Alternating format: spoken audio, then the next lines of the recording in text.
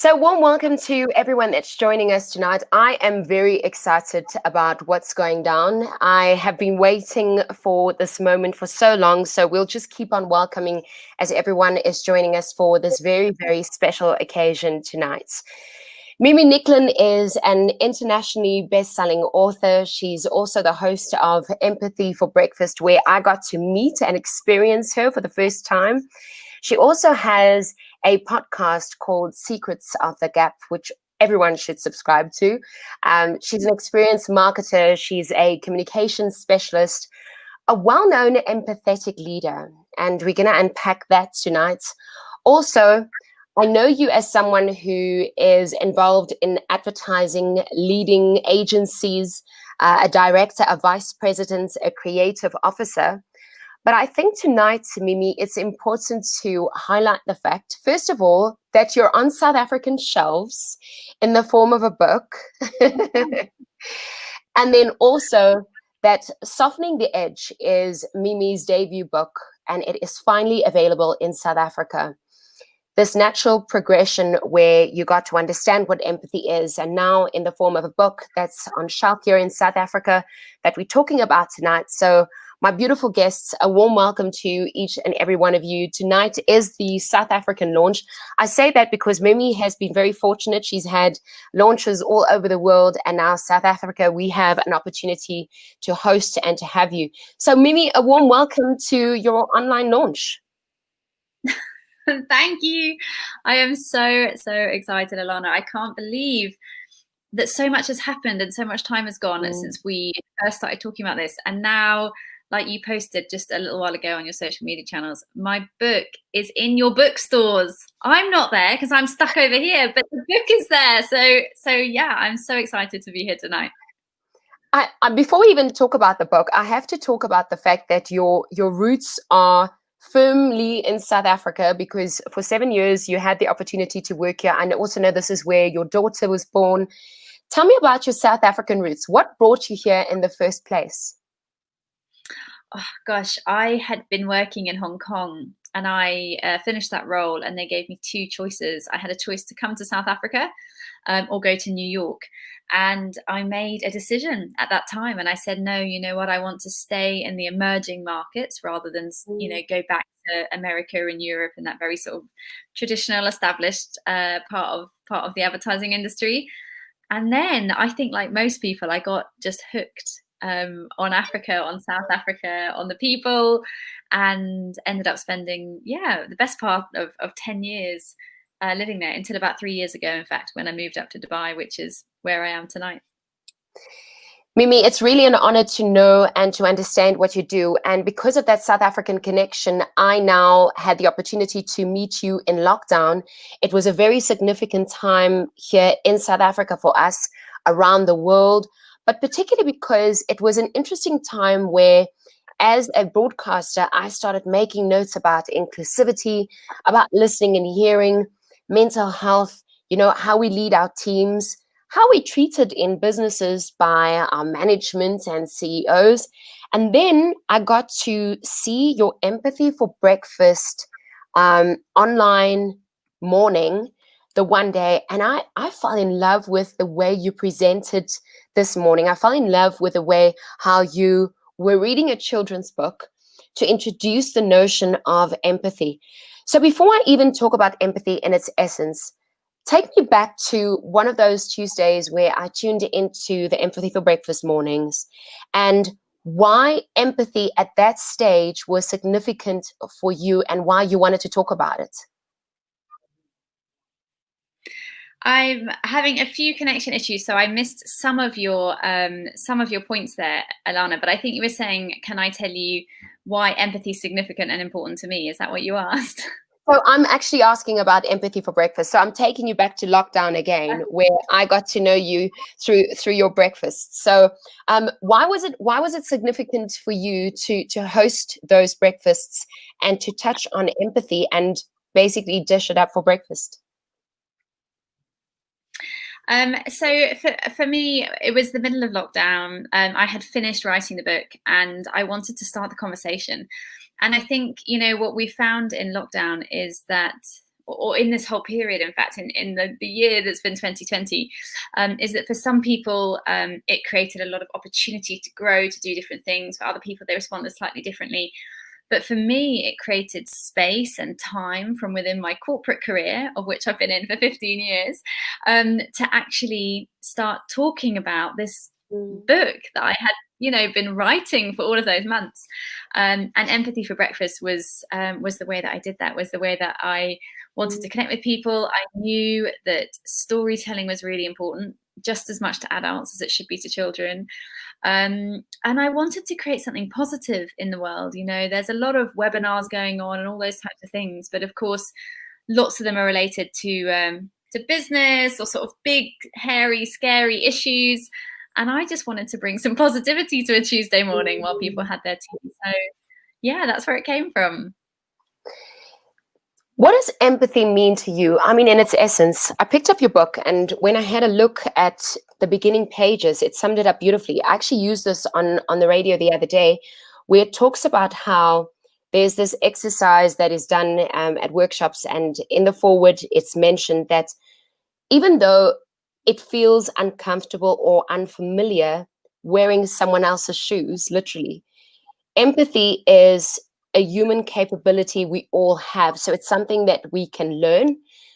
Empathy is the capability that our world needs in order to nurture. But according to this whole beautiful book that you wrote, it's also the way the world should be going.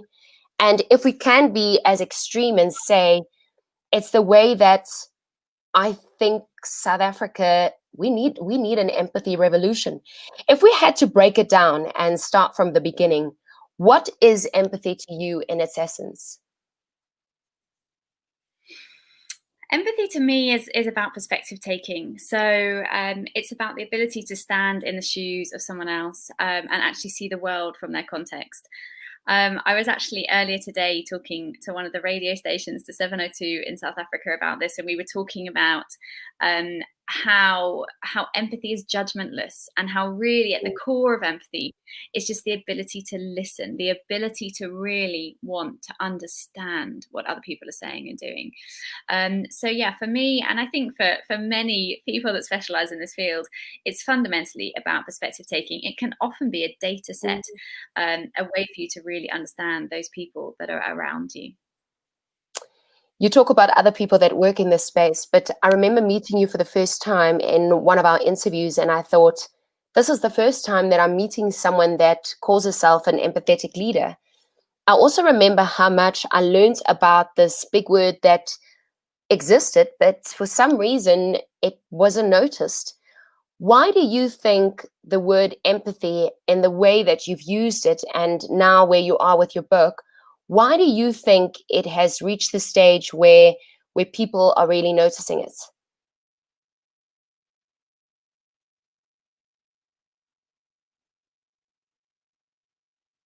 I think Mimi at this stage is having some connection issues. So I see that her picture is freezing on my screen. We're going to give her a moment. Perhaps she is going to restart. Otherwise, we'll restart and I'll come back. But if you just joined in, a warm welcome to all of you. Thank you so much for joining us. Softening the Edge is what we are discussing. The book of Mimi Nicklin. Please start following her. So online, you can follow the conversation and also start following her on her social media handles in order to see where you can get the book. You'll see that on her social media handles also. Exclusive Books is where that picture was taken. You can find the book at Loots as well as Take-A-Lot, and then also nationally at bookstores. Mimi, I see that you're back online. I've just been telling everyone where they can find this book, Softening the Edge. But I was talking about empathy, and also empathy in its essence. I took it right back to the fact that you are known as an empathetic leader, and you talked about other people that work in this field. But I have to be honest, before I met you and before we had our first interview in lockdown, I didn't really meet a lot of people that worked in this field. Why do you think when you worked on the word and also created this book that it got noticed? Elana, the reality is, and all the truth of all the empathy for all of your wonderful people that are listening to us, I literally cannot hear a word you're saying. Oh, no. I don't know why. I know. I can see you being You know incredibly what I'm gonna enthusiastic. do? I'm gonna take my I headphones out think and I think it might be my my connection, or somewhere between Dubai and Cape Town and South Africa. This is not I wonder if you connecting can very see the well. chat. I wonder if you'll be able to see the chat. So I'm gonna start asking questions. By the way, we are live, so you are welcome to ask some questions to Mimi. So I'm literally gonna ask you questions as we speak, Mimi. Can you hear me at the moment or not at all? Not really. I can't hear you, Elana. You know when you're on a call and it sounds like someone's in a bubble bath. That's what it sounds like, which is such a shame because I have been so looking forward to this conversation and to really unpacking this with you. But I just am not. I can't hear you. I can hear the sound of your voice, but I literally cannot hear your words. So look at your comments and read. Can you see? Can you see the comment section? I can see the comments. Okay. I can see that everybody else can hear you as well. So it's obviously just it's a bad evening to be an author because clearly Facebook is not playing ball with me this evening. But I think you can hear me, right, Elana? I can. And I think the audience can hear me as well. So I'll tell you what, given I honestly just can't hear Elana, but everyone else seems to be able to hear me and you seem to be able to hear me. Maybe what we should do is I'll go ahead and do a little bit of reading from the book. And hopefully by the time I finish that, the line might have cleared and we might be able to hear each other a little bit better. What do you think? Where's your phone? Here's my phone. Okay. So you go at me. Oh gosh. Right. Well, listen, this is the definition of, here we are. This is a definition of a modern day read launch, right? first. Okay. I'll read. So that's what I'm gonna do. I'm gonna read for you all. I'm so excited that you're all here. And you know, I've said so often in this time that launching a book in the middle of a pandemic has just been full of surprises and full of challenges. And I'm just going to accept this as another one of them. And I'm sure that Elana and I will have plenty of time to talk about empathy in the months ahead. So what I'm going to do for you all is I'm going to read a little bit. I can see from the comments that you guys can hear me fine. So I'm going to read 2 short snippets from the book. And then maybe I can hear Elana, we could talk a little bit more, or I could take some of your questions there. So the first piece that I want to read tonight from my new book, which is now on your shelves, Softening the Edge, is from chapter 10. And in this chapter, I'm talking about a time of my life a few years ago when I had resigned from the corporate world for a short period of time. And I was looking very much into the health and wellness of my industry. And it was a very big part of the journey that then led me to discovering empathy and what it can mean for us and our businesses. So I'm going to read here from chapter 10. I remember the exact moment that I decided to leave behind entrepreneurial life and go back to the corporate world. I was sitting at the dining room table in my countryside home in the winelands outside of Cape Town. I had a handmade South African ceramic mug steaming next to me with mint leaves from my garden. The sky was clear African blue. I was in love and I was a business owner. Life was good, and I was passionately committed to attacking the stress endemic that had been sweeping the globe and helping people across the corporate world get well again. I had an army of people around me willing me on. And then the phone rang, and everything changed. My father had had a heart attack on a British Airways plane heading from Cape Town into Heathrow. His heart and my world collapsed simultaneously. Life was never quite the same. As the machines kept his heart pumping, My pulse didn't stop racing, and I booked a flight to him as soon as I could. With the genius of 21st century medical magic, seriously, magic, he was healed and strong again within 4 months. I, however, was not. I was changed. In the split second between hanging up from that harrowing call and taking a moment to look out at my garden, I was hit with a sharp dose of clarity, and I knew instantly that I was going back to my corporate career. When faced suddenly with potential family tragedy, I realized 2 things instantly. First, I would never again put myself in a position where money would be a barrier between me and my loved ones. And then as an entrepreneur, the price of a last-minute long-haul flight had been a serious thought. Dreams and goals would have to be reconsidered at a later date when they could be balanced with the security I needed for my family. Second, I realized that surrounding myself with people is absolutely integral to my own happiness. I don't know why that phone call made me realize that, but I realized working alone was absolutely not on the top of the list of things that truly motivated me. I recognized that being able to connect daily with others was utterly key to my own well-being, and beyond that, I began to understand this wasn't unique to me, but a deep-rooted reality for human beings. There are many benefits of working for yourself.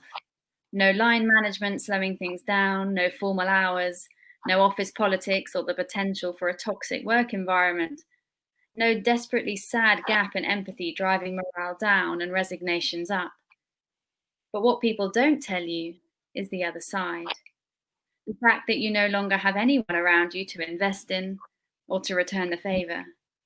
There is no one to brainstorm with, no team to inspire, no one to travel the ups and downs of client life with, no one to teach you anything, share anything, or stop you in the corridor and say, well done. No one asks you for advice or shares a cup of tea with you, and you don't get to spend your days helping others solve problems and thrive in their days. It is lonely. I left corporate work because I could see the impact of the empathy deficit on our people, and I was hooked on trying to find a solve for it. For many others, it is the deficit itself that drives them out. Whether you stay at work or work from home, you can't seem to avoid the isolating impact of the empathy deficit itself. Whether you're alone on a floor full of people in an office or spending days working from co-sharing spaces or cafes, the reality is that we all need a much deeper level of connection and connectivity than any shared environment can offer. In the months that followed my father's heart attack, I realized that I needed a team around me if I was to find my own strength in continuing to deliver empathy. And for that, I needed to be back in the corporate world. Wow. So that was from chapter 10. And as I said, that part of the book really unpacks this time in my life when I was between corporate lives and in the entrepreneurial space. And when I returned to work after that time on the back of those realities and took on a new role, that led me to writing the book. And of course, the book then tells the story of how that journey continued from that point onwards. Mimi, So but I'm now going to carry you can hear me. Can you?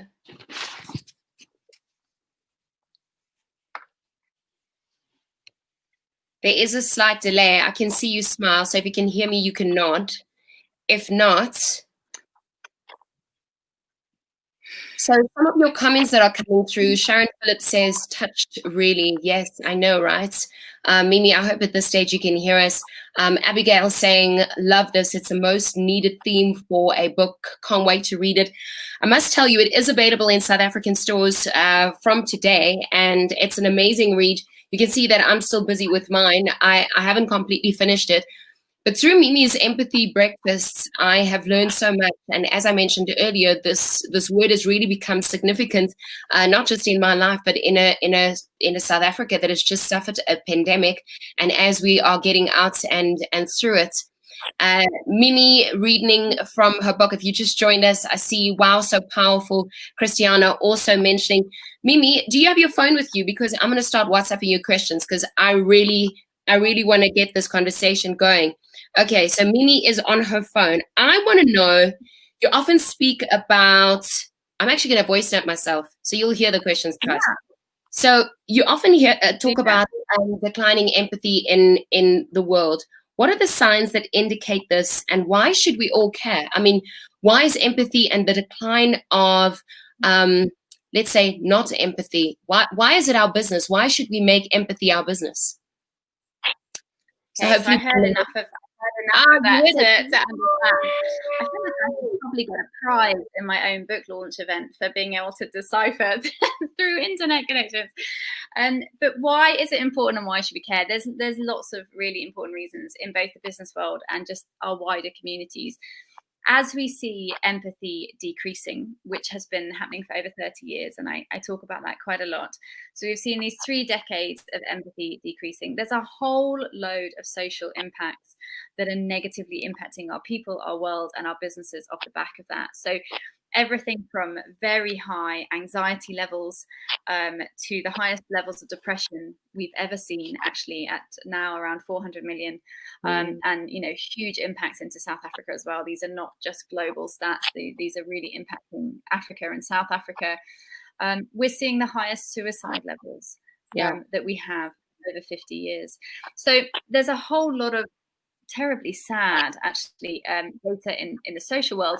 In the business world, from a leadership point of view, we're looking at areas such as no morale, suboptimal performance, high staff turnover, bullying in the workplace, disconnection, and a whole lot of mental health issues that come from the hours that we spend in the office. So 95,000 hours of our lives is spent working.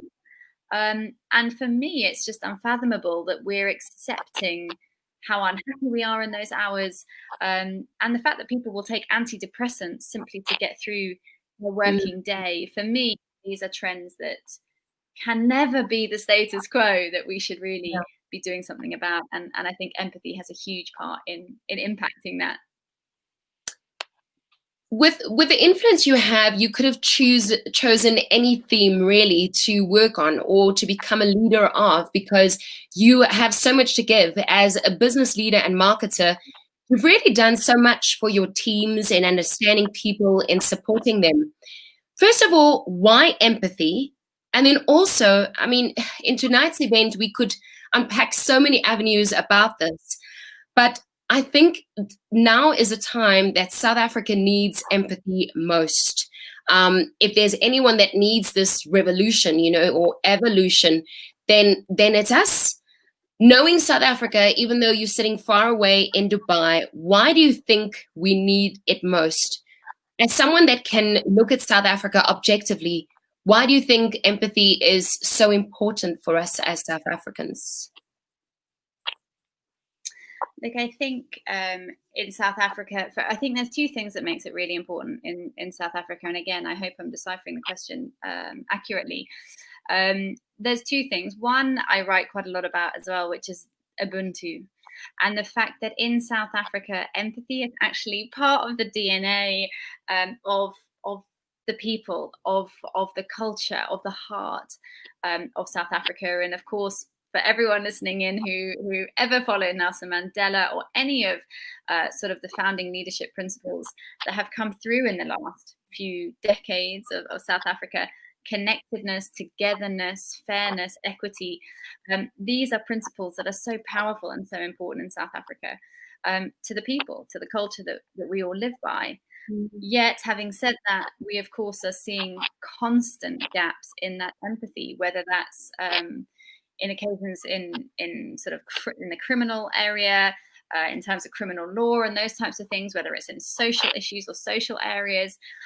There's no shortage of occasions where we couldn't all just use a little bit more empathy, whether that's in occasions like the fires that have happened recently on some of the farms, and we see an outpouring of people sort of trying to help and support each other. in any country that is developing as fast as South Africa is, there's going to be moments when empathy is a critical currency to help us all grow and get through some of those moments in society. Because I knew your book was coming out, it's one of the topics that I discussed on air as a broadcaster. And when I asked people whether they understand the word empathy, it was interesting what came to the fore. And one of the things that was said was that, we want empathy, but it feels like it's this lengthy process, It almost feels like self-work, like when you work on self, it's this journey. What would you say about that? I mean, to listen and to understand people takes time.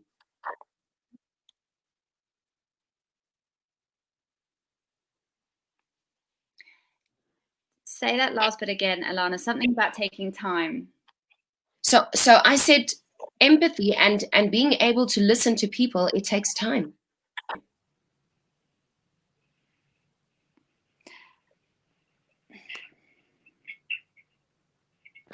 I'm going to just try and see Wow. if that's...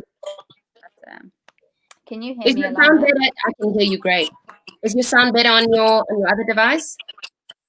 I've changed to another device, which was an act of multitasking, but I think I might hear you better on this one. So sorry, ask me that last question again.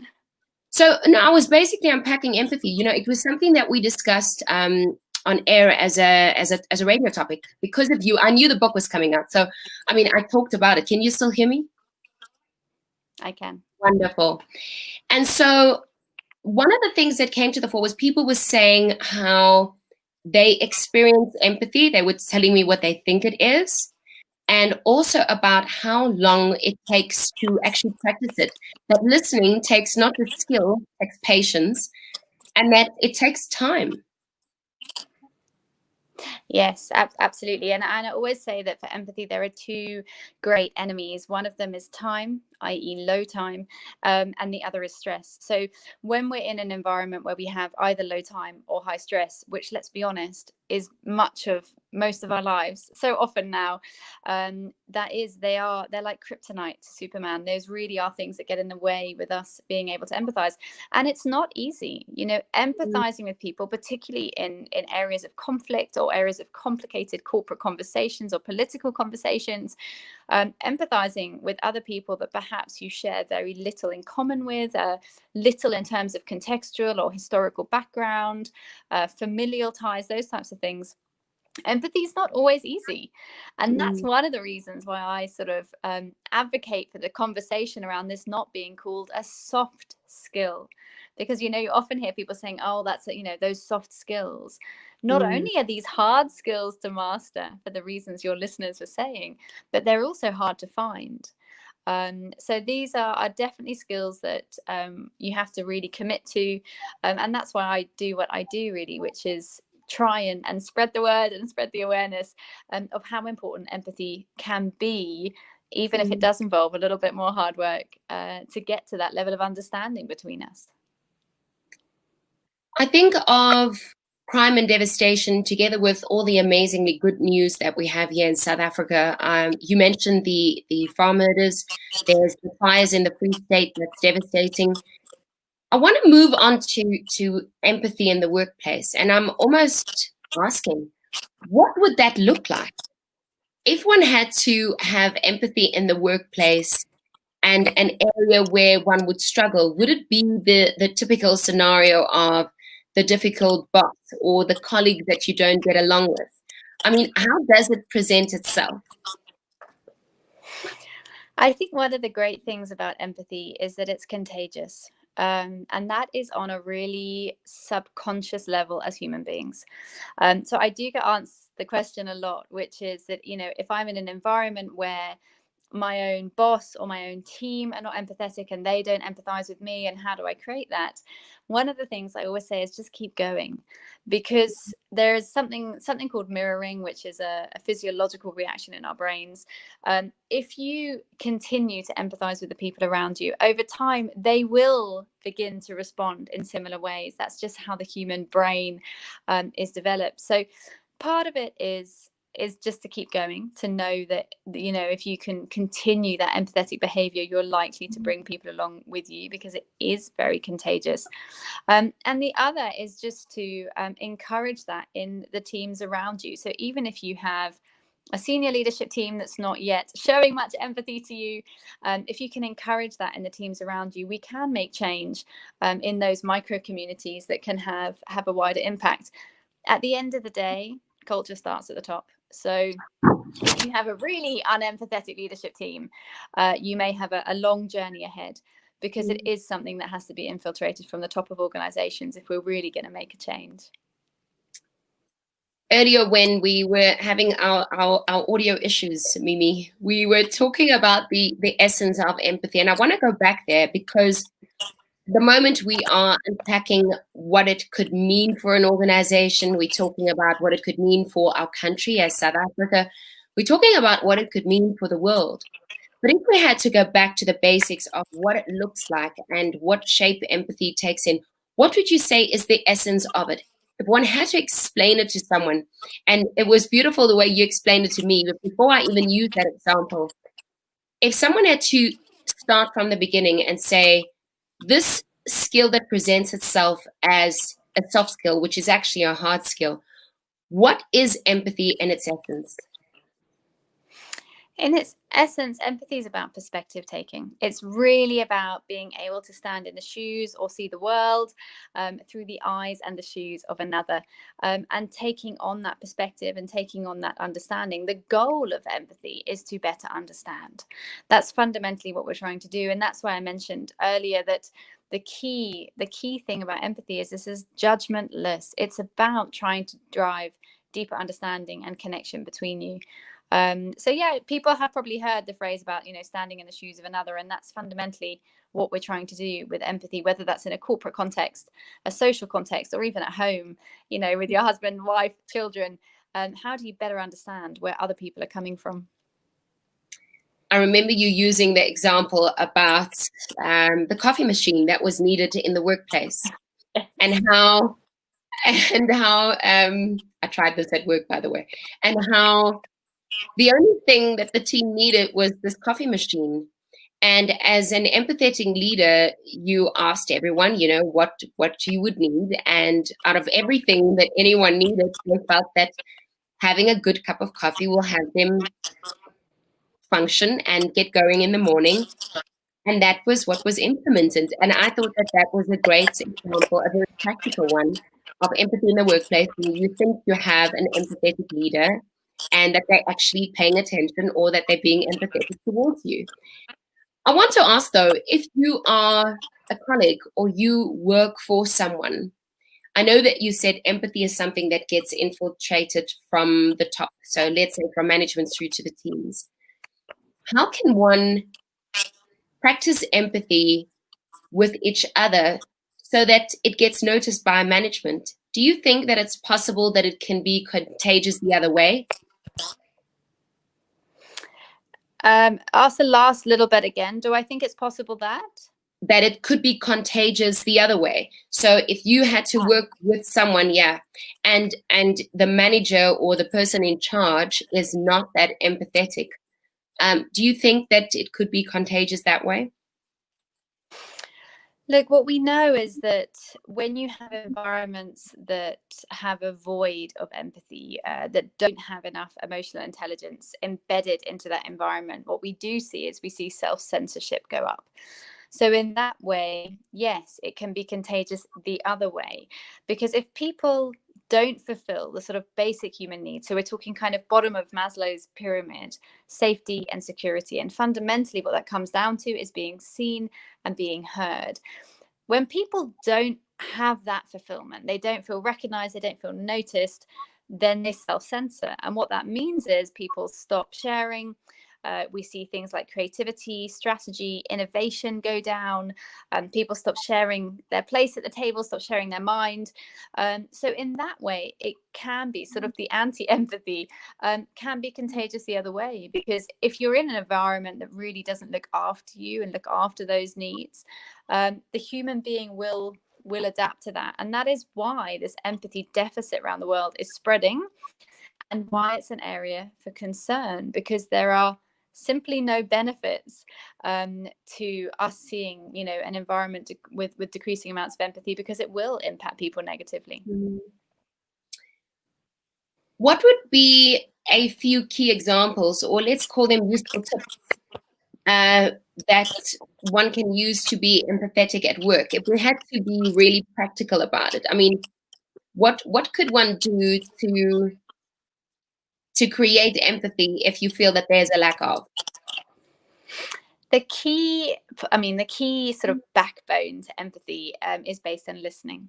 So if you were going to do one thing really, really well to embrace empathy in your business, in your life, in your team, it would be to really focus on listening. And it's just not something we teach. We don't teach our children. It's not in the school system. We're certainly not teaching it in the workplace. People hear each other, as in they physically hear each other, but are they listening? Do they really understand where the person's coming from? Do they really hear what they're saying? More often than not, no. Because people tend to listen to reply rather than listen to understand. And that level of listening, I mean, there's quite a lot of levels of it, but fundamentally, we're talking about eye contact.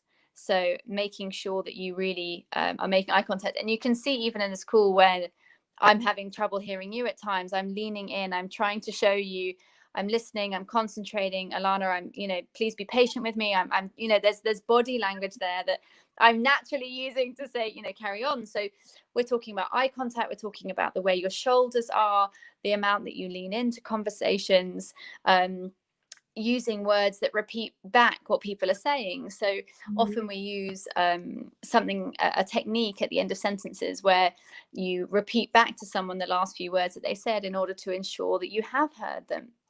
So these types of areas, there's a little bit we could talk about language as well, are some of the areas that if you want to start embracing empathy, it's really that easy as to start doing some of these things. Start actively listening, making more eye contact, really trying to hear what people are saying. And the minute another human being feels that you're doing that, they change. The conversation changes, the level of response deepens, and you'll find you get far more insight, detail, engagement from that conversation, because we're tuned to make that response, basically. Well, there are a few comments that are coming through as we speak, and you're welcome to ask some questions to Mimi. If you just joined in, we are talking about the book. It is launched and it is in South African stores. Softening the Edge is on shelf at the moment. I think a beautiful book. I think can one say it's one of the oldest words, but it's just given us new perspective and it's changing the world bit by bit. Do you feel like you're a change maker? Because I think you are. I think since we met in lockdown, I'm not even kidding, Mimi. Since we met in lockdown, I think you're incredible. I think you've reintroduced us to something that the world has almost forgotten about. Let alone empathy in the workplace or in our homes. What about empathy with self? Does that exist? Empathy with self? Yeah, look, I think in fact, my mother, who maybe is listening, I'm not sure, called me earlier and told me that you've been so busy talking about self-empathy to everybody else, and now you need to have some for yourself. No. So, yeah, because I think the thing with self-empathy is that we, again, like my point earlier, there are two great enemies to self-empathy as well, and that is time and stress or strain. And when we are running through life, which Elana, I know you are, and I'm so grateful that you've made time for this conversation tonight. Anytime. It can be difficult to be empathetic with yourself, to actually sit back and take note of what you are or have done. Because it's just natural in 2020 life, in just the 20th century life, I think, that we're just running from one thing to the next, you know, and we're mums and we're business people and we're doing all of these different things at once. So self-empathy is a really powerful and valid ability.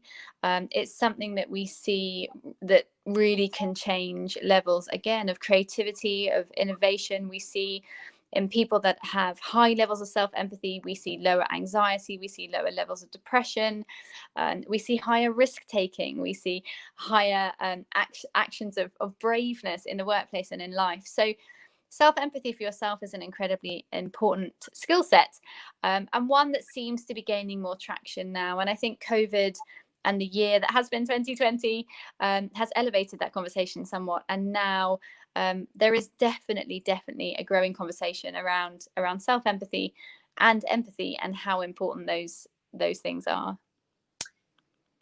You just said a lot of things that are so interesting, and I mean, we almost need to. There are no questions at this stage, but I can tell you some of the comments. So Serena says, "You're amazing. Feel like your proud mum." Stuart Lowe just logged on saying, "Love your work, Mimi." So a lot of positive comments coming through. Some of people that know your work, others that are tuning in for the first time and hearing about you and what you do. You just talked about self-empathy and how we need to make time. How does one start to practice empathy? Is there okay, today I'm waking up and I'm goal setting empathy? Or how does one start? So, I mean, the key to that is, as I said earlier, it really all comes down to time.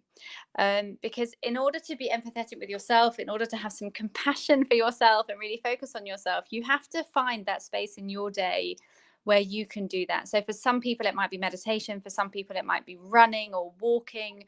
It might be yoga. Or swimming, or any of those types of things. But in order to be able to really connect with what helps you thrive, what helps you grow, what makes you tick, all of those things, you have to stop, right? And I'm my own worst enemy. But you have to stop and make the time for that. You can't do that in between planes pre-COVID, but planes and meetings and the school parents evening and 79 emails after 9 p.m. Because self-empathy has to be about you understanding yourself, and in the noise of the day-to-day, that can be difficult. So I would really recommend things like going for a walk, meditation. I shared one earlier on my stories, actually, for free. Finding some meditation, it's not as difficult as people think, or just going for a walk in the garden, being with nature and having some time out, it makes a massive difference. Finding time out makes a massive difference, says Mimi, which means we need to all do that because we've all been working very, very hard. Thanks for your comments as they are coming through. I must tell you what impressed me about the book. So I just want to tell you a few of my favorites. First of all, I love the foreword that summarizes it all. Right? One of my favorite chapters is Stopping the Decline Before the Decline Stops Us. Eek.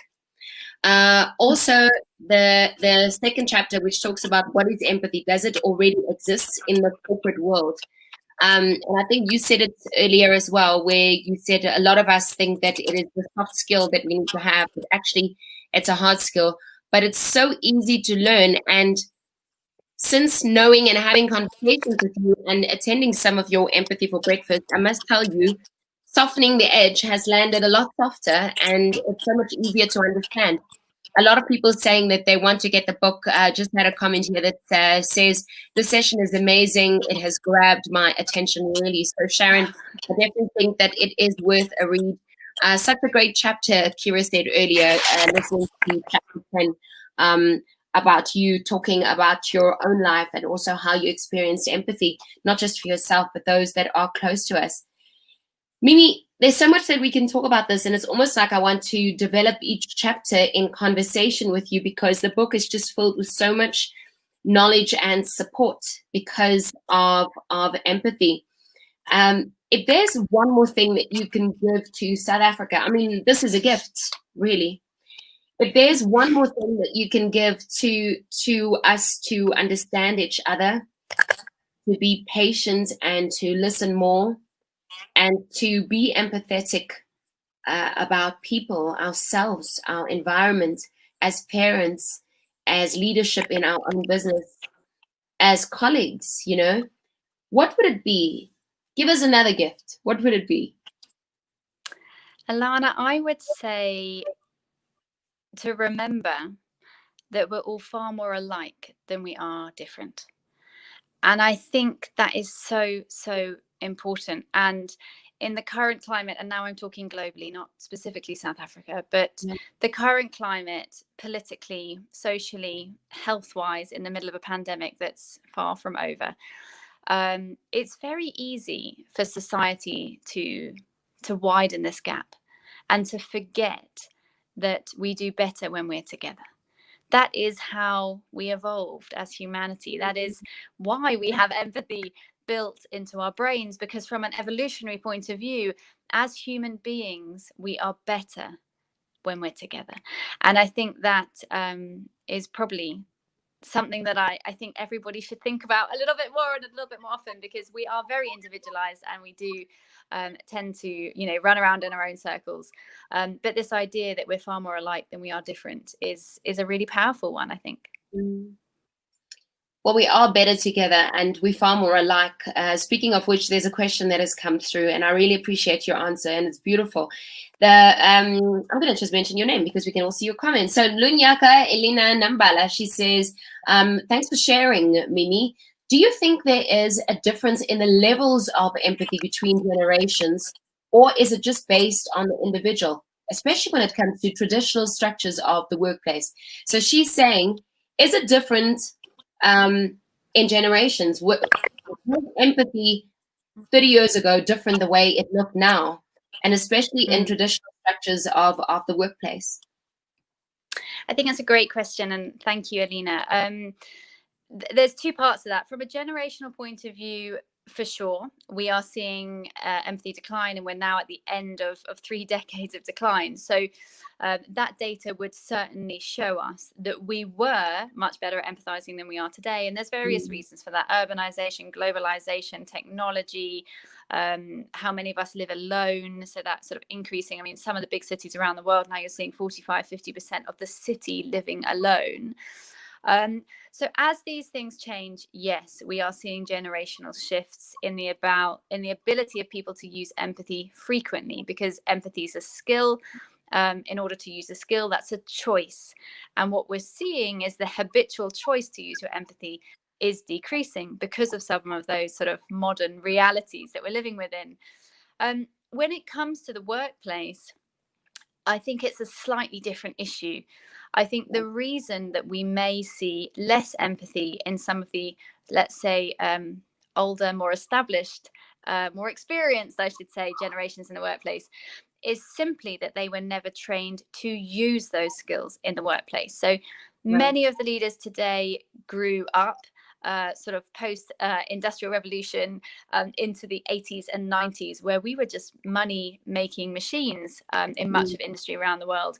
People didn't need empathy. People didn't need anything. They were just busy making money, and they were printing money.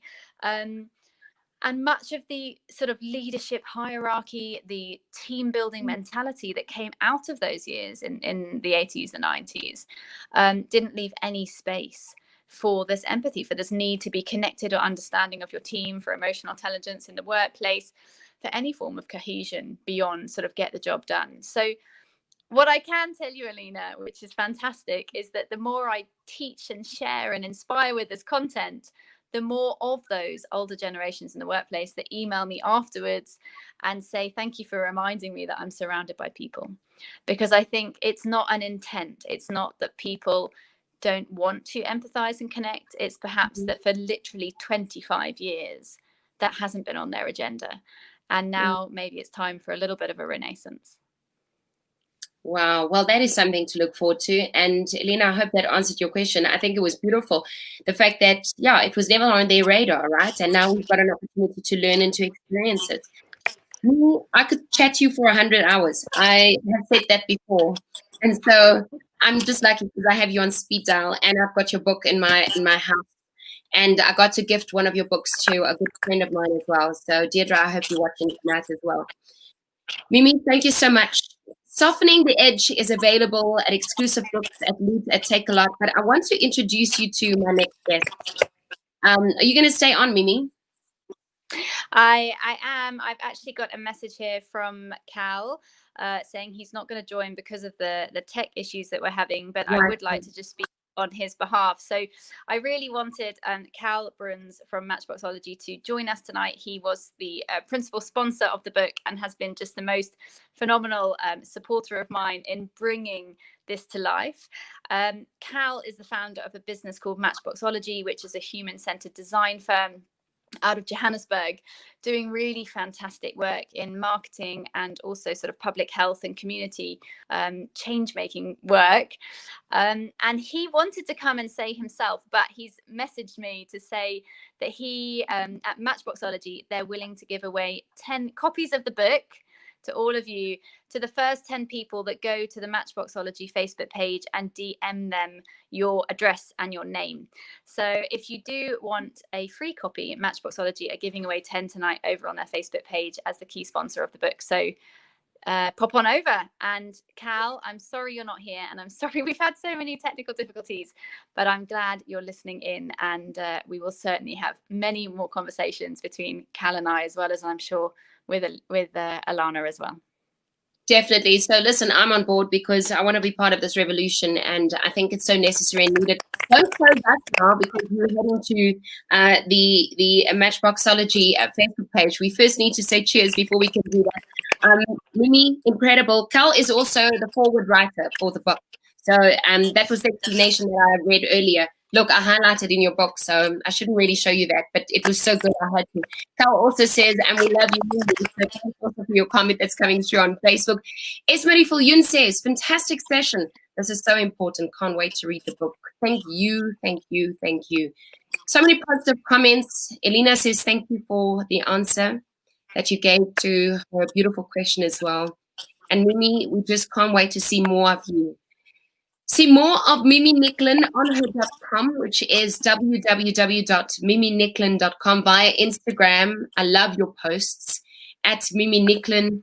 You can also sign up for her show. Go and see previous episodes. It's really amazing to understand and experience. empathyforbreakfast.com. It's so easy to find. Her podcast, Secrets of the Dark, it's available on all leading podcast platforms. And then most importantly, the book. So the picture that you saw tonight was actually taken in the airport. But it is, I know, but this book is available. You can get it at Exclusive Books, at Loot, at Take a Lot, and nationally at any bookstore. Are you on Kindle yet? Say that again. Am I? Are you on Kindle?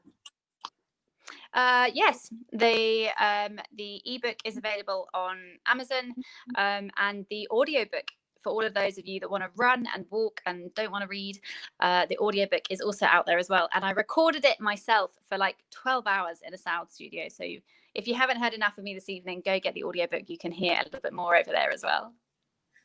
Well, I must tell you, your voice is as good as this book, and everyone should read it. Congratulations, Mimi.